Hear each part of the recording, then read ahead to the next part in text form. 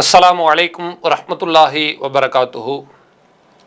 இன்னல் ஹம்துலில்லாஹி நஹ்மதுஹு வ நஸ்தஈனுஹு வ நஸ்தக்ஃபிருஹு வ நஊது பில்லாஹி மின் ஷுரூரி அன்ஃபுஸினா வ மின் ஸய்யிஆத்தி அஅமாலினா மன் யஹ்திஹில்லாஹு ஃபலா முதில்ல லஹு வ மன் யுத்லில் ஃபலா ஹாதிய லஹு வ அஷ்ஹது அல்லா இலாஹ இல்லல்லாஹு வஹ்தஹு லா ஷரீக லஹு வ அஷ்ஹது அன்ன முஹம்மதன் அப்துஹு வ ரசூலுஹு அம்மா பஅத்.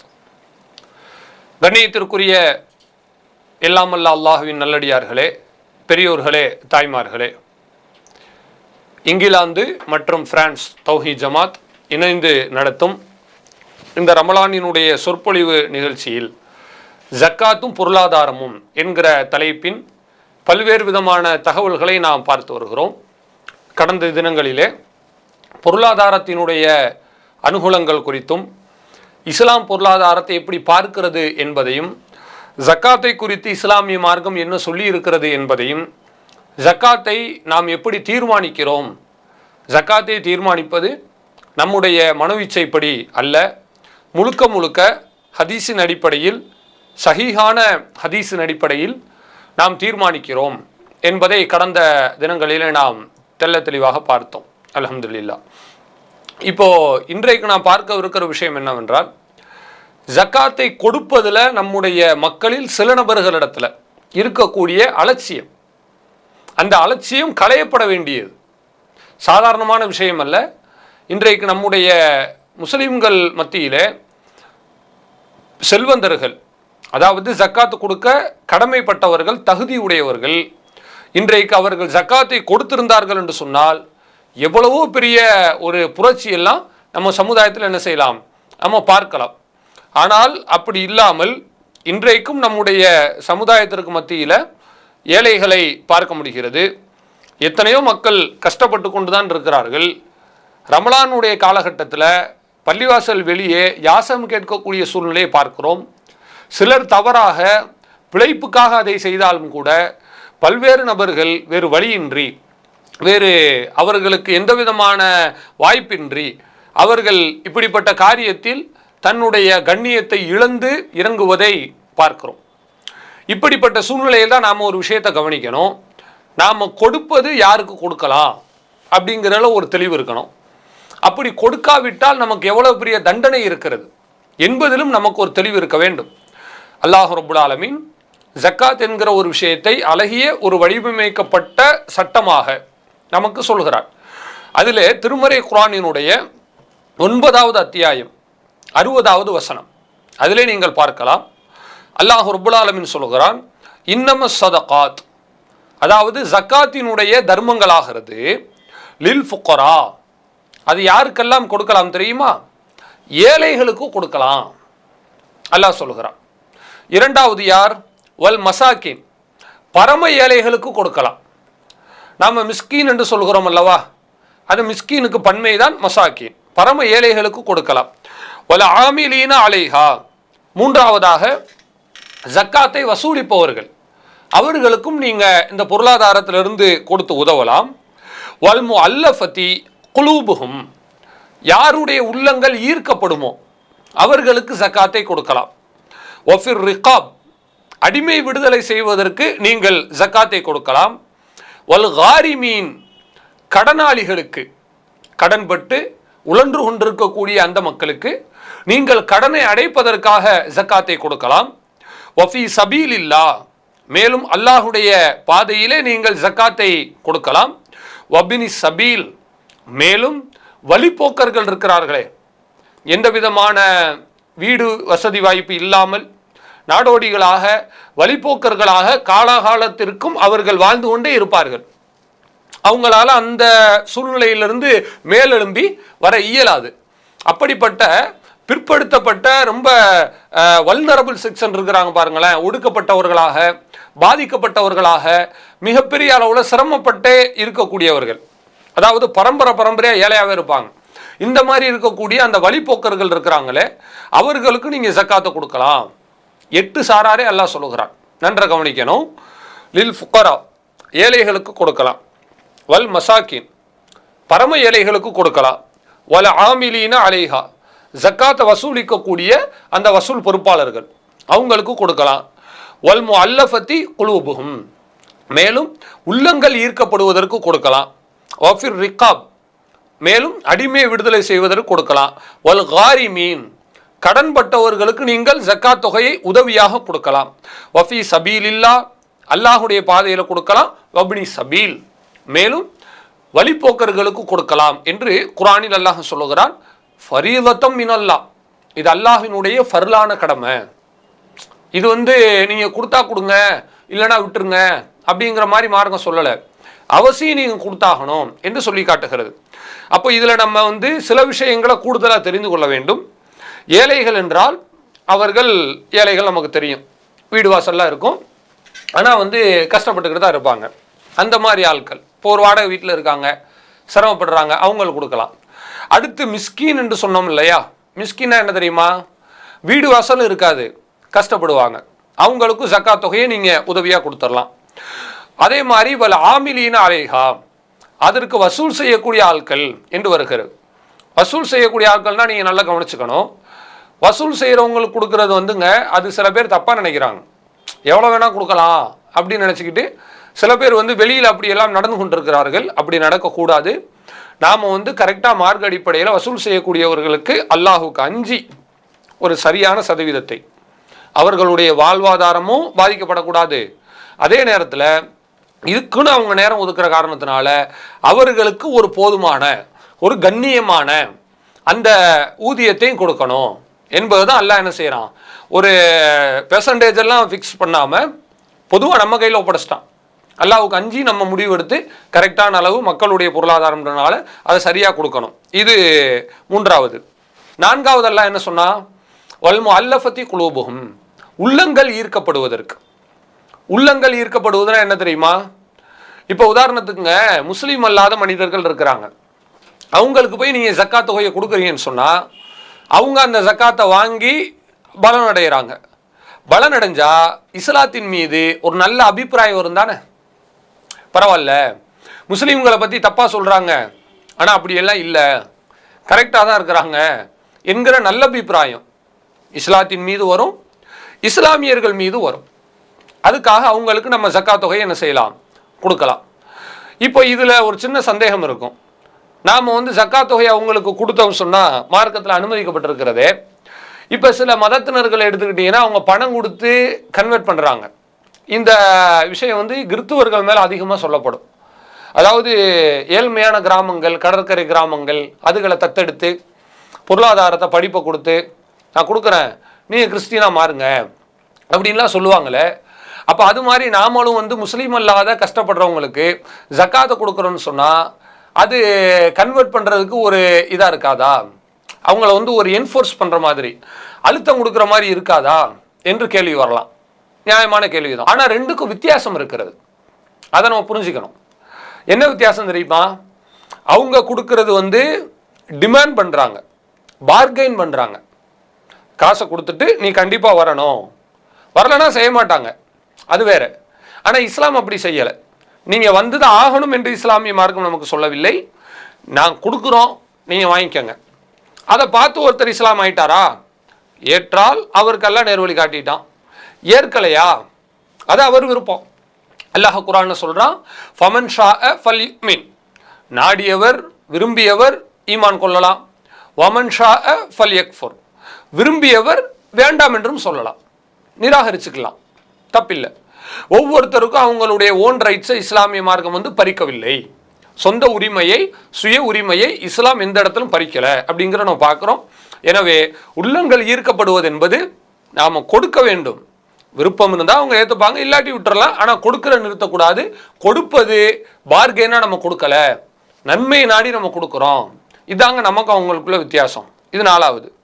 ஐந்தாவது வஃபிர் ரிகாப், அடிமையை விடுதலை செய்வது. அடிமையை விடுதலை செய்கிறதுனா எப்படி, இன்னைக்கு அடிமைங்கிற அந்த கான்செப்டே இல்லை. ரசூல்லா காலத்தில் அடிமையை விடுதலை செய்கிறாங்களா, ஒருத்தர் இன்னொருத்தட்ட அடிமையாக இருக்கார், எஜமானு காசு கொடுக்கணும், அப்போ தான் அவர் விடுவார். நீங்கள் விடுதலை செய்ய ஆசைப்படுறீங்க, விடுதலை செஞ்சால் உங்களுக்கு நன்மை. இப்போ என்ன செய்யலாம், நீங்கள் ஜக்காத்து கொடுக்குற காசு வச்சுருப்பீங்க இல்லையா, அந்த காசை எடுத்து எஜமான்ட்ட கொடுத்துட்டு நீ போப்பா, அடிமையை ரிலீஃப் பண்ணி விட்டுறலாம். இது கூடும். இதை அடிமை விடுதலை செய்வது. அதுக்கு பிறகு வல் காரிமீன், கடனாளிகளுக்கு கொடுப்பதுன்னா அதில் ஒரு தவறை நம்முடைய சமுதாயத்து மக்கள் செய்கிறார்கள். என்னன்னு சொன்னால், கடனாளிகளுக்கு கொடுக்குறோன்ற பேரில் வட்டி இல்லா கடன் திட்டம் இருக்கு பாருங்களேன், அந்த திட்டத்துக்கு ஜக்காத் பொருளாதாரத்தை யூஸ் பண்ணுறாங்க.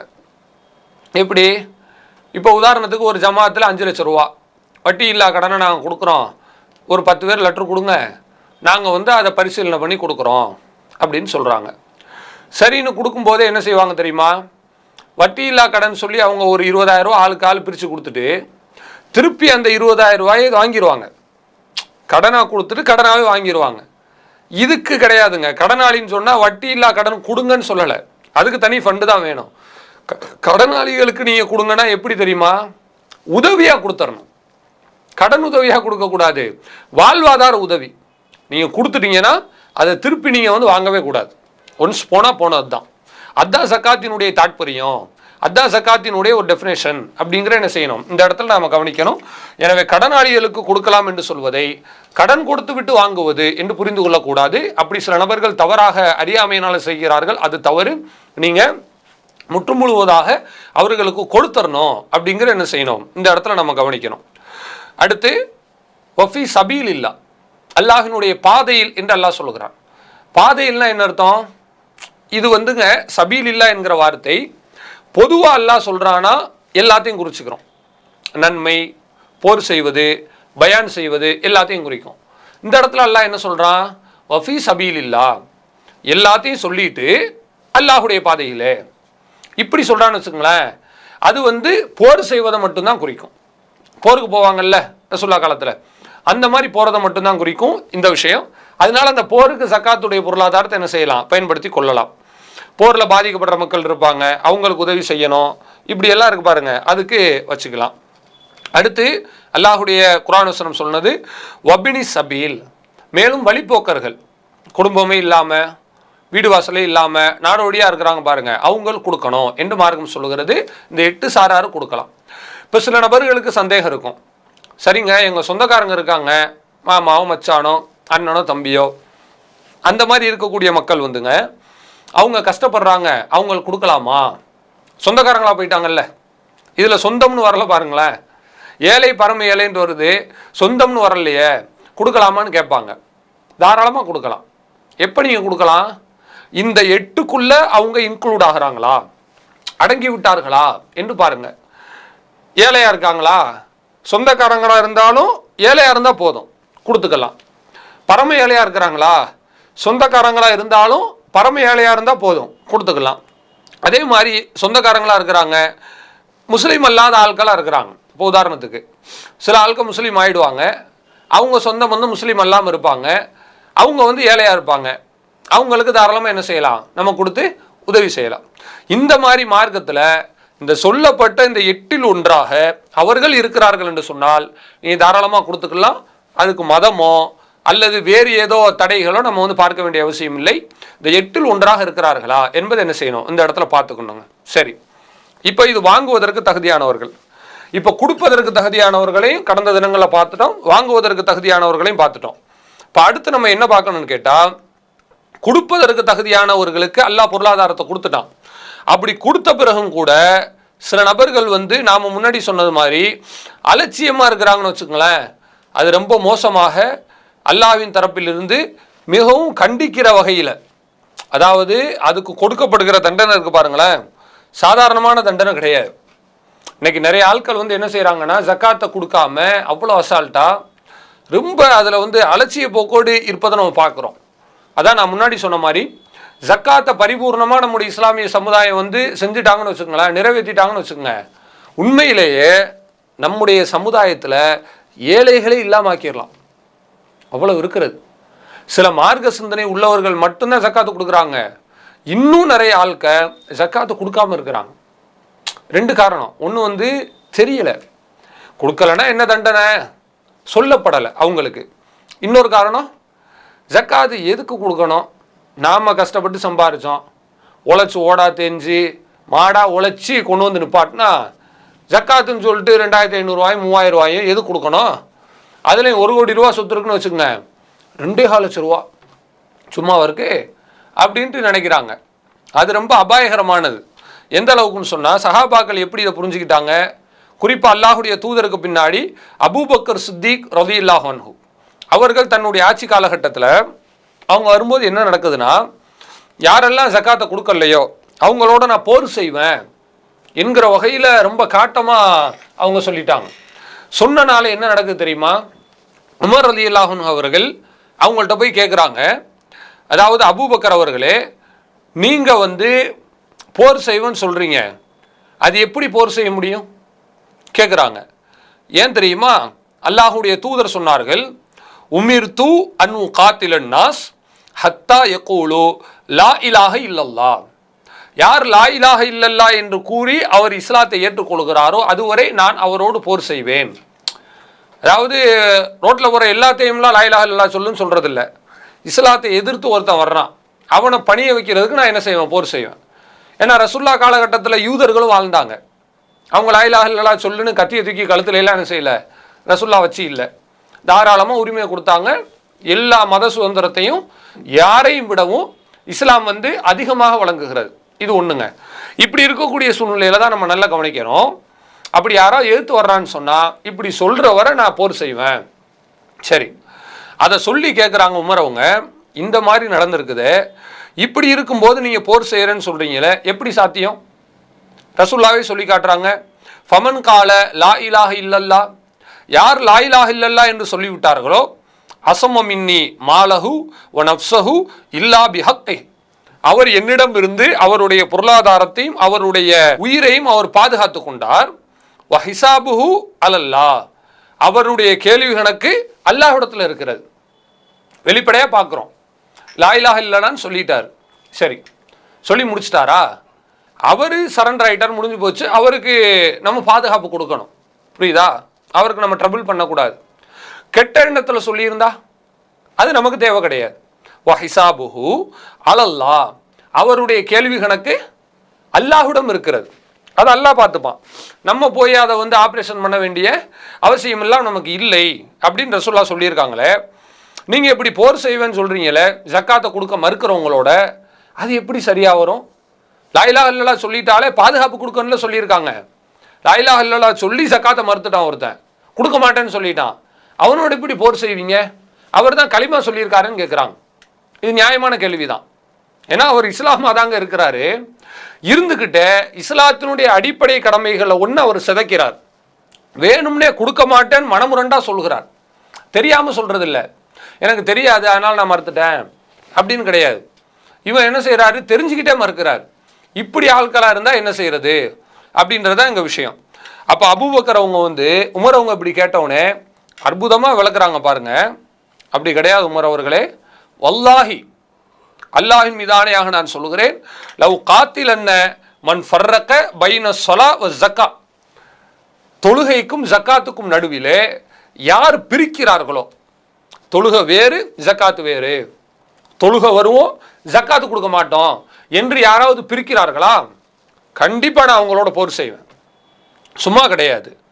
ஃபைன்ன ஜக்காத்தை, ஏனென்றால் ஜக்காத் என்பதை பொறுத்தவரை ஹக்குல் மால், அது பொருளாதாரத்தினுடைய கட்டாயமாக்கப்பட்ட கடமை, வரி. இப்போ ஜக்காத் வாங்குறேன்னா நீங்கள் என்ன நினைக்கிறீங்க? இஸ்லாமிய கடமை மட்டும் கிடையாதுங்க. இஸ்லாமிக் கவர்மெண்ட் இருந்துச்சுன்னு சொன்னால் ஜக்காத்துங்கிறது வரி. ஒரு அரசாங்கம் வரி கொடுக்கலன்னா என்ன செய்வாங்க? இன்றைக்கி நம்ம நாட்டிலே எடுத்துங்க, வரி கட்டாமல் ஒருத்தன் ஓட்டிக்கிட்டே இருக்கிறான், என்ன செய்வாங்கன்னு கேட்குறேன். தண்டிப்பாங்களா இல்லையா? அப்போ அது நாட்டு சட்டம். இது நாட்டு சட்டம் ப்ளஸ் மத சட்டம் ரெண்டுமே இருக்கிறது. நாட்டினுடைய ஒழுங்குக்கும் இவன் மீறுறான், இறையாண்மையை உடைக்கிறான் அப்படிங்கிற குற்றத்துக்கும் இவன் ஒரு ஆளாயிடுறான். ரெண்டாவது மார்க்கத்தினுடைய சட்டத்தை மீறுறானே, அப்போ இவன் அல்லாஹ் ரசூலுக்கு என்ன மரியாதை கொடுத்து வச்சிருக்கிறான் என்கிற ஒரு கோபத்தின் உச்சத்துக்கு அபூபக்கர் அவங்க போயிட்டு தான் நான் இப்படி போர் கூட செய்வேன் என்று சொல்கிறாங்க.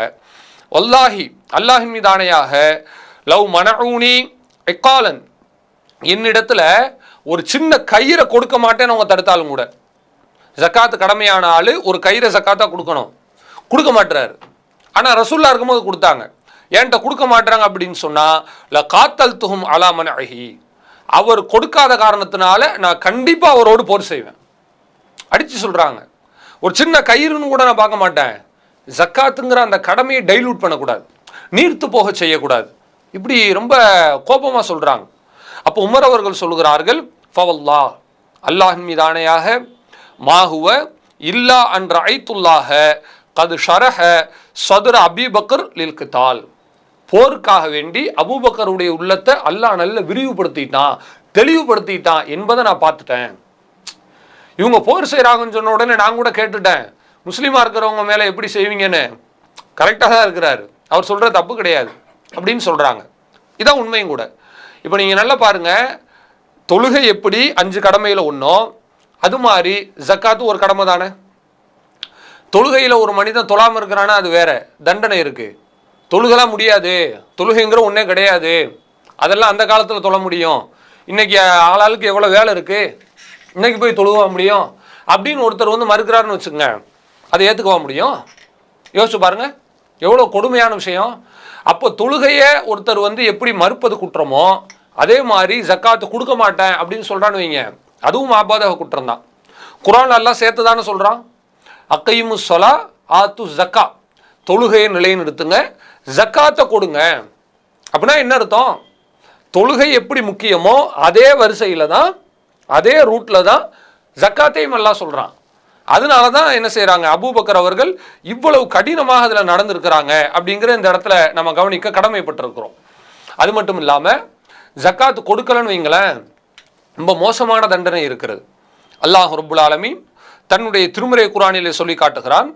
சூரா தௌபாவினுடைய 34, 35 2 வசனங்களில் சொல்கிறான், வல்லசீன யக்னிசூன ஸஹப வல் ஃபில்தா, தங்கத்தையும் வெள்ளியையும் சேகரித்து வைத்துக்கொண்டு, வலா யுன்ஃபிகூனஹா ஃபீ சபீலில்லாஹ், அல்லாஹ்வுடைய பாதையில் அதை தர்மம் செய்யாமல் யாராவது சேர்த்து வைத்துக் கொள்கிறார்களா, ஃபபஷ்ஷிர்ஹும் பிஅதாபின் அலீம், அவர்களுக்கு கடுமையான வேதனை இருக்கிறது என்று நபியே நீங்கள் எச்சரிக்கை செய்யுங்கள்.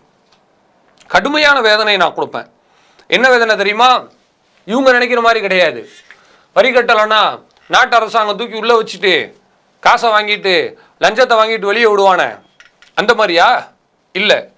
யௌம யுஹ்மா அலைஹா ஃபீனாரி ஜஹன்னம், அவர்கள் நரகத்தில் கிடக்கும் நாளிலே அந்த பொருட்கள் தங்கத்தை வெள்ளியதையும் அப்படியே அல்லாஹ் காய்ச்சுவான். காய்ச்சி ஃபதுக்வா பிஹா ஜிபாஹுஹும், அவர்களுடைய நெற்றியில் அதன் மூலம் அல்லாஹ் ரப்புல் ஆலமீன் சூடு போடுவான்.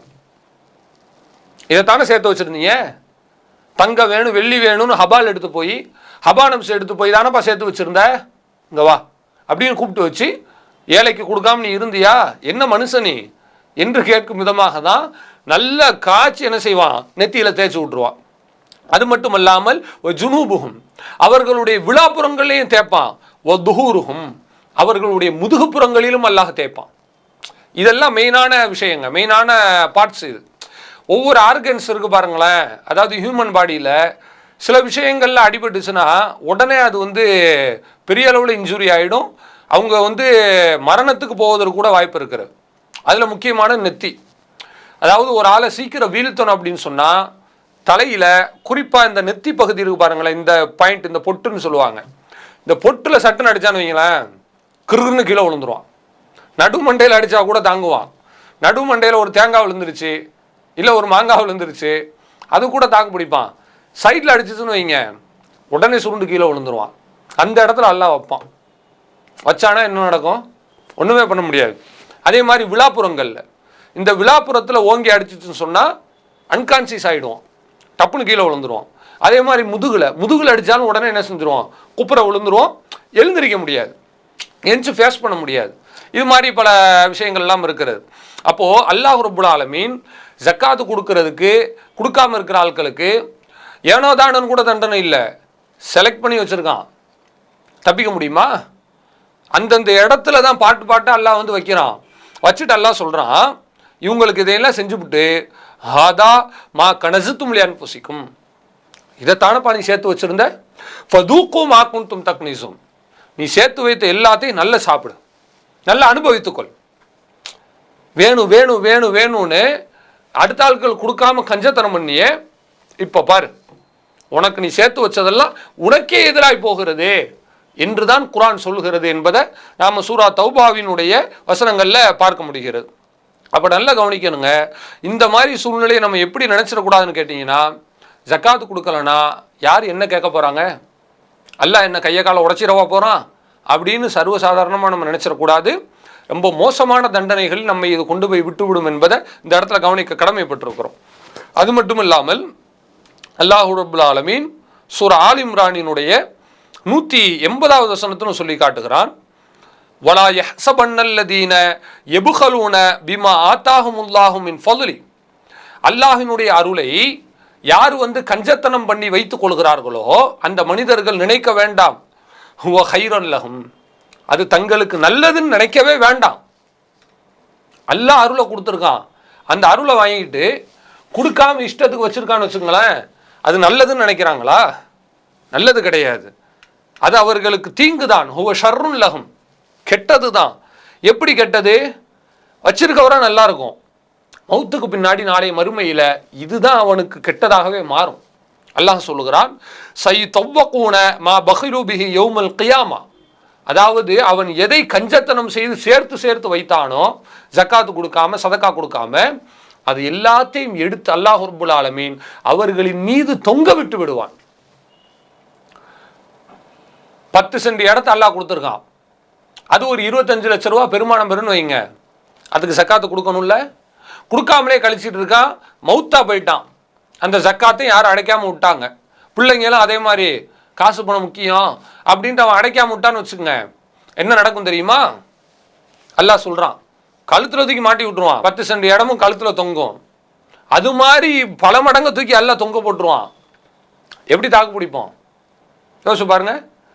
ஏங்க, ஒரு 10 கிலோ பொருளை கழுத்துல போட்டு நிற்க முடியலையே, இவ்வளோ பெரிய பூமியை தூக்கி கழுத்துல போட்டா தாங்குமா உடலு?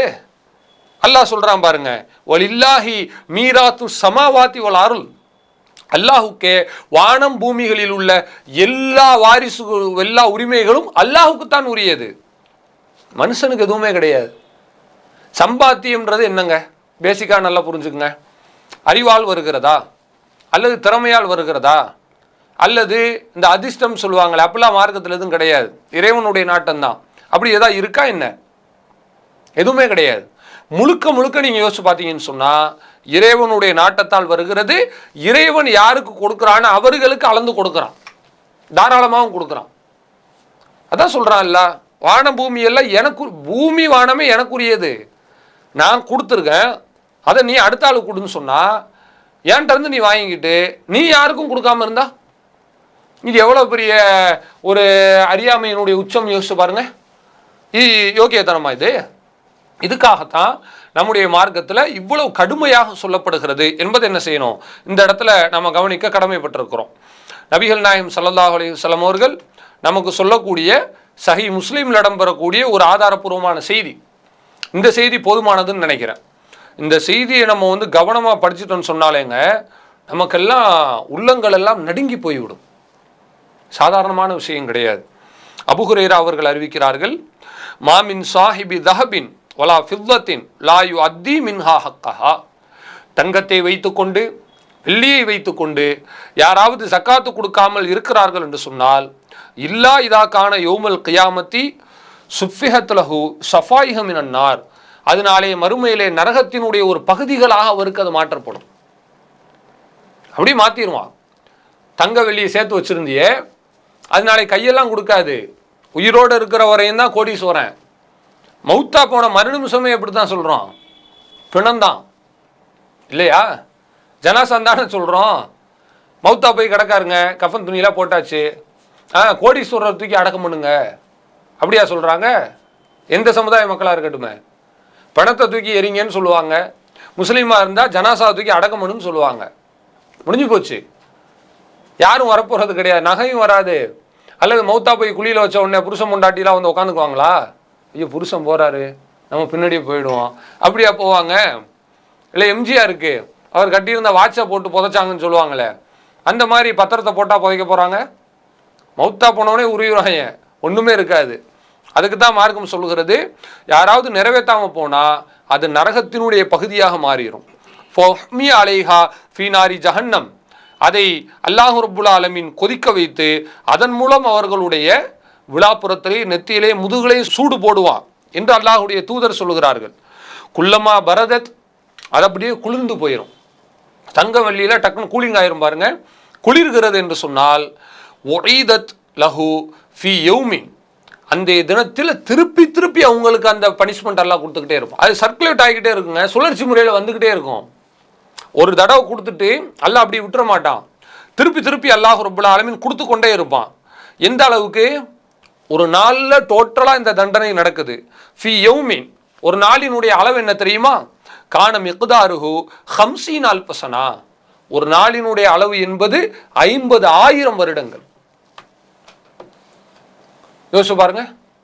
அதாவது 50ன்னா 50 வருடங்கள் கிடையாது, 50 அல்ஃப சனா, 50,000 வருடங்கள்.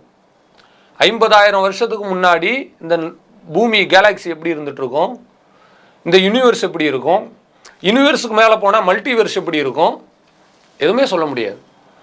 அவ்வளோ ஒரு ரொம்ப லார்ஜான ஒரு டியூரேஷன், அவ்வளோ பெரிய காலகட்டம். அந்த காலகட்டம் அளவுக்கு இவனுக்கு ஒரு நாளில் தண்டனை கொடுப்பான் அல்லாஹ். இப்படி தண்டனை எதுவரை நடக்கும் தெரியுமா? இவனுக்கு அல்லாஹ் கொடுத்துக்கிட்டே இருப்பான். ஹத்தா யுக்லா பைனல் இபாத், அதாவது ஒவ்வொரு அடியாருக்கும் தீர்ப்பு கொடுத்து முடிக்கிறவரை இப்படியே உனக்கு தண்டனை நடந்து கொண்டே இருக்கும். கடைசியில் ஃபயரா சபீலஹு, ஒரு வழியா ஓஞ்சு ஒன்றும் இல்லாமல் போயிட்டு கடைசியில் அவன் தன்னுடைய பாதையை பார்ப்பான். அம்மா இலல் ஜன்னா, ஒன்று சொர்க்கத்துக்கு போவான், அம்மா இலன்னார், அல்லது நரகத்துக்கு போவான். யோசிச்சுப்பாங்க, தேவையா நமக்கு? அளவுக்கு மீறினா அமிர்தமும் நஞ்சுன்னு தமிழில் ஒரு பழமொழி சொல்லுவாங்களே, இது நஞ்சு கூட கிடையாது, நம்மளை கொல்லக்கூடிய மிகப்பெரிய ஒரு சாதனமாக இருக்கிறது. நஞ்சை திண்டா கூட மௌத்தா போயிடுவான். இவன் மௌத்தா போனவன் திருப்பி திருப்பியில் இவனுக்கு தண்டனை எல்லாம் கொடுக்குறான். இதுக்கு தான் நம்ம சேர்த்து வைக்கணுமா? ஒவ்வொரு தடவை ஜக்காத்து கொடுக்காம நகையை வச்சிருக்கும் போது அந்த நகை மூளைக்கு வரும்போது நம்ம மூளைக்கு வரணும். இது நமக்கு நாளைக்கு மறுமையில் சூடு போடப்படுது. கஷ்டப்பட்டு வேர்வை சிந்தி ரத்தத்தை சிந்தி உழைச்ச அந்த பொருளாதாரம் தான் நாளைக்கு மறுமையில் நமக்கு எதிராக வந்து நிற்க போகுது. தேவையான்னு யோசிச்சு பாருங்க. இது மாதிரி அல்லாஹுடைய தூதரிடம் கேட்கப்படுகிறது, யார் ரசூல் அல்லாஹ், அல்லாஹுடைய தூதரே ஃபல் இபில், ஒட்டகத்துக்கு என்ன சூழ்நிலை, அதுவும் எப்படி இது மாதிரி தானஹா, இல்லை அதில் தப்பிச்சுக்கலாமான்னு கேட்கப்படுது. அப்போ அல்லாஹுடைய தூதர் சொல்கிறார்கள், யாராவது அதற்குரிய தகுதியுடையவர்களாக இருந்தால் அதை அவர்கள் கண்டிப்பாக நிறைவு செய்ய வேண்டும். அப்படி நிறைவு செய்யாமல் யாராவது இருக்கிறார்கள் என்று சொன்னால் அல்லாஹ் ரப்புல் ஆலமீன் அவர்களின் மீது இந்த ஒட்டகத்தை ஏவி விடுவான். அதை அவங்கள மிதித்து தள்ளும், மிதிச்சிடும், மிதிச்சுட்டு போகும். இன்னொரு ஒட்டகம் திருப்பி என்ன செய்யும், அவங்கள மிதிக்கும். இதுவும் எவ்வளவு? 50,000 வருடங்கள் அவங்களுக்கு இந்த தண்டனை கொடுக்கப்படும். ஒட்டகம் மிதிச்சா தாங்க முடியாதுங்க. அரபு நாட்டில் இருக்கவங்கள்ட்ட கேளுங்க, சொல்லுவாங்க, ஒட்டகம் மோதிச்சுண்டா கண்டெய்னரில் இருக்கிற முன்னாடி இருக்கிற அந்த பாடி இருக்கு பாருங்களேன், அந்த வேன், அதுவே கலண்டு போயிடும். ஏன்னா ஒரு ஒட்டகம் குறைஞ்சது மினிமம் 300 கிலோக்கு மேலே இருக்கும். அதுலேயும் காரில் எல்லாம் பட்டுச்சுன்னா அந்த ஒட்டகம் இவ்வளோ ஹைட் இருக்குன்னு வச்சுக்கோங்களேன், ஒரு 8 அடி 9 அடி இருக்குன்னு வச்சுக்கோங்க. உதாரணத்துக்கு சொல்கிறேன், கார் இங்கேருந்து அரபு நாட்டில் கல்ஃபில் ஓட்டிகிட்டு போகிறாங்க, போகும்போது ஒட்டகம் கிராஸ் ஆகுதுன்னு தெரிஞ்சால் நிப்பாட்டிடுவாங்க, போர்டே வச்சுருப்பான் பைபாஸில் ஹைவேலையே. ஏன்னா ஒட்டகம் கரெக்டாக வருதுன்னா கார் வரும்போது ஒட்டகத்தினுடைய முட்டுக்காலு கீழே தான் கார் போய் இடிக்கும். இடித்தா நேர ஒட்டகம் கால் முறிஞ்சு காரினுடைய மேல் பாடியில் தான், ரூஃபில் தான் டம்முன்னு விழும். உள்ளதானே உட்காந்துட்டு இருக்கோம், ரூஃபில் விழுந்தால் தலையில் விழுந்துடும். இப்படி ஒட்டகம் விழுந்து இறந்து போனவங்கலாம் இருக்கிறாங்க. அதே மாதிரி ஒட்டகத்துக்கிட்ட போகும்போது அதை காலை வச்சு உதச்சிச்சுன்னு வைங்க, அந்த காயம் ஆடுறதுக்கு ரொம்ப நாள் ஆகும்.